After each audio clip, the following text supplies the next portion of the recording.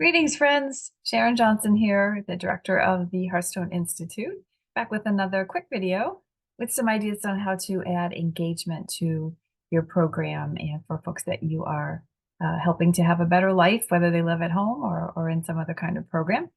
Today, we're going to talk a little bit about people who are in the later stages of dementia. This is an area where a lot of our partners tell us that they struggle due to the changing abilities of people that are in the later stages, but we still want to be able to find ways to meaningfully engage everyone. And so we're going to still look for skills and try to figure out how we can use them.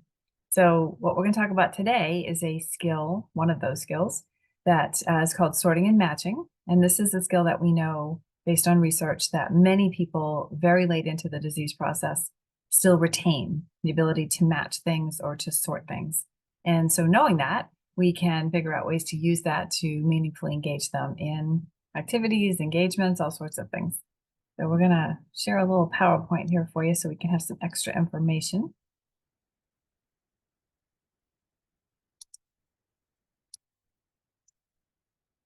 So this is an example of something that we might use that we actually create. They're little cards, and we present these to people and ask them to sort them. And this particular one is called Things I Like, Things I Don't Like, but we have lots of different categories. We call this Sorted Out. And we use these to try to help people we can learn things about them. Like, for instance, if you're sorting these cards out with your residents or your participants, you can ask them, is cooking something that you like to do? And if it is, we're going to put that card over in this pile. And if it's not, we're going to put it over in that pile. So cognitively stimulating, but also we're learning something about the folks that we're caring for and working with. We offer these different cards in two different ways. So there are word cards and there are also picture cards, depending on the ability of the person that you're working with. Words might work better, or a picture might work better for them. So that's one of the things that we create that is a tool to help people use this skill. But we always recommend, to keep it even more engaging, that you use real things. So once you realize that this is a skill that a lot of people have, there are hundreds and hundreds of things that we can ask them to sort for us, match for us. So here's some costume jewelry that many people find very engaging to manipulate, to look at. If we put all one earring on one side of the board and then the other one sort of mixed up on the other side of the board, and we ask someone to match up the pairs of earrings for us, that might be something that would be meaningfully engaging for them. If the person is verbal, while we're doing this, we can also reminisce and do what we call threading, which is talk about what we're doing. So that makes it even more engaging. So we might say, for instance, where would we wear this kind of an earring, right? Is this something that we would wear to a fancy dinner, or is this something that you would wear to work, that sort of thing? And you can have a very engaging conversation with a person. Everyday objects, tons of them, right? Sorting, folding towels, even better if they're fresh out of the dryer. That's such a great sensory experience for people to fold and manipulate warm towels. Socks, especially children's socks that are very distinctively different from each other. Also great threading opportunity about, children and experiences with children, asking for parental advice, those sorts of things. Here's a common one that people use a lot with pasta shapes. So we've got a person on the left who's sorting a great many pasta shapes, and this is something that would be pretty challenging.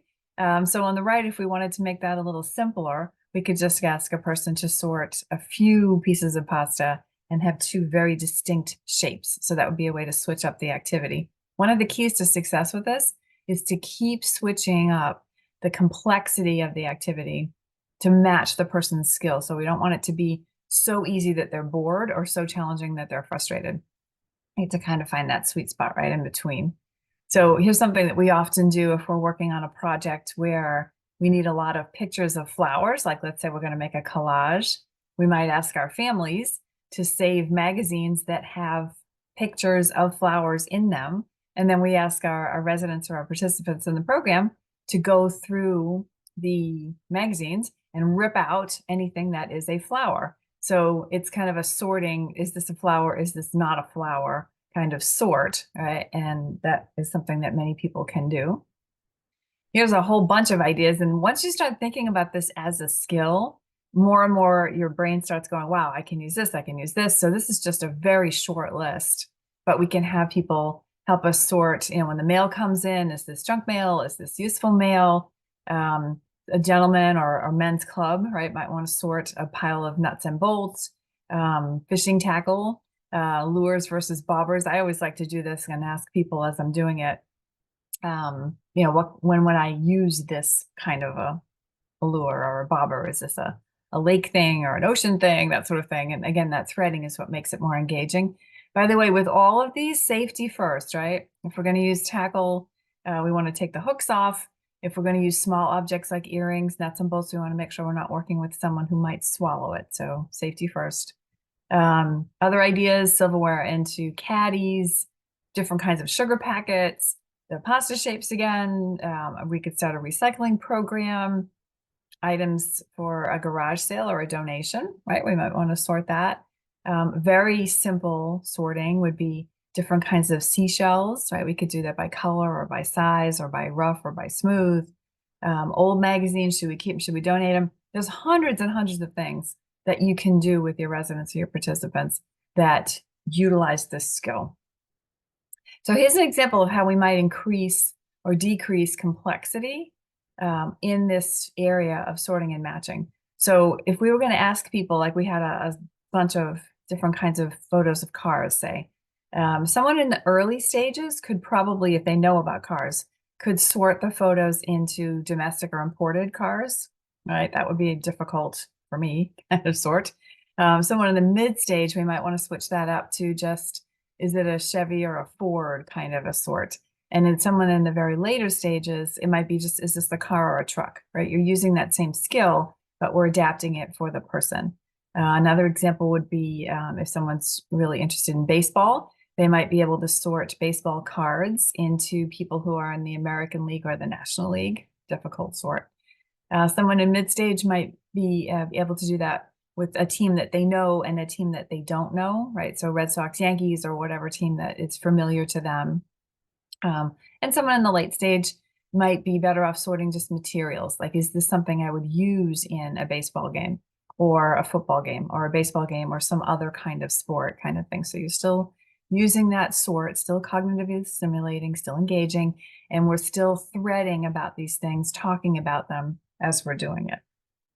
So here's an example of people playing dominoes. Dominoes, if you're familiar with the game, is basically a matching game, right? You're matching the number, the quantity of dots to another block that has that same quantity on there. So this is a skill that many people retain. We played this game with folks into the mid stages for sure.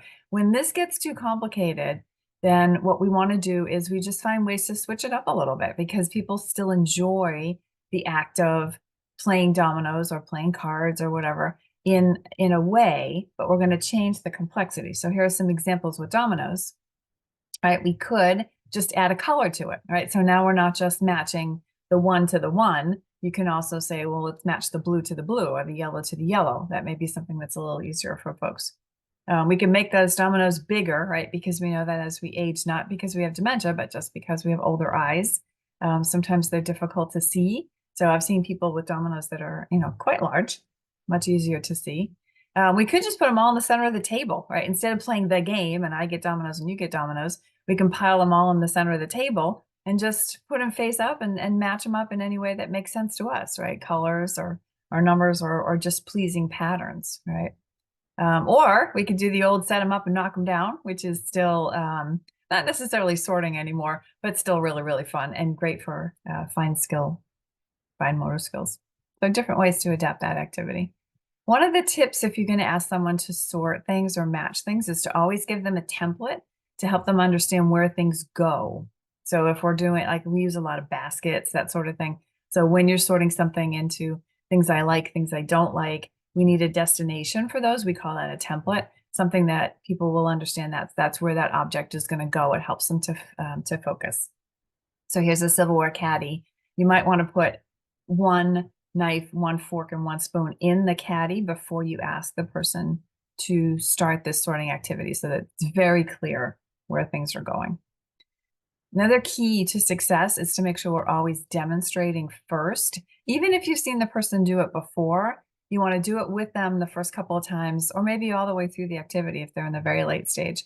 Again, giving you an opportunity to experience things, right? So here's a person who's just demonstrating, where the flower goes in a flower arranging activity. You may have to demonstrate, if we're cutting the stem first, you want to demonstrate how to do that and then how to place the flower. Always remembering that it's the finished product here is not what's important. It's the act of creating or just, doing that sorting and matching. That's the engaging part. So we're not so much worried about doing it right. We're just experiencing these things together, but demonstrating for the person is a great way to take the anxiety out of the activity if they don't know how to do it or if they're not sure. So we want to always do this first couple together and help that person to succeed. Another tip is to always make sure that we're giving folks a reason to do it, right? This is a respect and dignity kind of thing. So we don't want to say, can you do this, right? Because that feels like a challenge. It feels like a test.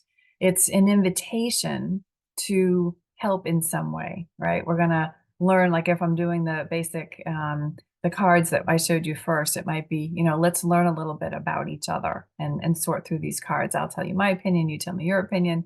If we're doing silverware, that's great. We call that a social role, right? Helping out around the house, those sorts of things. But we want to make sure that the person has a good reason to do it so that we're respecting the person and also that it adds engagement by adding meaning and purpose. So here's an example of some folks that are doing, this was our Penny Saver Club, and they were creating this project to be able to donate money to, I think this was an animal shelter for this particular one, but the group would vote on where the money went. But they had that big jar and people would drop change into it. And from time to time, we had to sort all the change out, so we could roll it. So you're sorting, pennies from silver would be your first sort, right? That would be a fairly simple one and something that almost anyone could do, right? The different colors. The different kinds of silver would be a more advanced sort. So you might have some people who are a little more able to do that, and they're sorting into the dimes and nickels and quarters.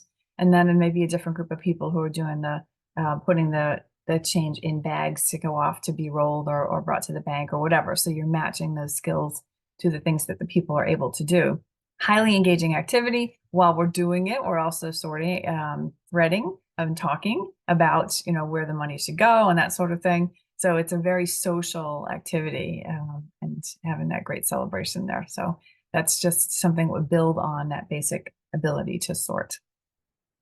So there's some ideas for you on how to use sorting and matching to engage your residents in all stages, but especially a great skill to try to use for people that are in the later stages. And we hope that you found that helpful. Again, we are Hearthstone Institute. We are a research-based organization that works with other companies and individuals all across the country and across the world to provide engagement ideas, education, and that sort of thing. We would love to help you to add engagement to your program. And if you're interested in reaching out to us, just click the link. We'd love to talk to you anytime. Also, if you want a couple of sets of those cards that I mentioned, click on the link, reach out to us, and we will email you some cards for you to try with your folks. Until next time, have a great day and stay engaged.